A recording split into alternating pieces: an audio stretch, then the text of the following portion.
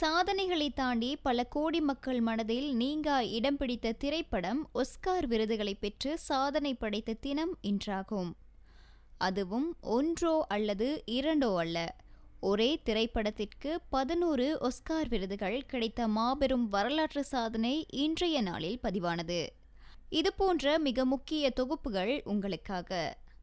அமெரிக்க மத பிரச்சாரங்களை மேற்கொண்டிருந்தவர்கள் பிரித்தானியர் ஆட்சி காலமான 1816 கொழும்பை வந்தடைந்தனர். உலக புகழ்பெற்ற பல்கலைக்கழகமான கலிபோர்னியா பல்கலைக்கழகம் 1868 உருவாக்கப்பட்டது.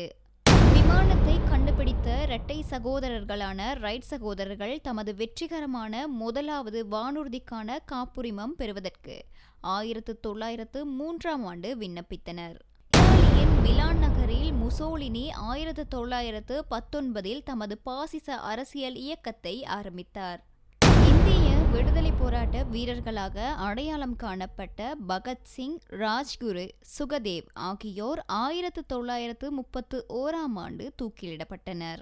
1940 முஸ்லிம் லீக் என்னும் பத்திரிகை இந்தியாவை மத அடிப்படையில் பிரிக்கும் கோரிக்கையை வெளியிட்டது.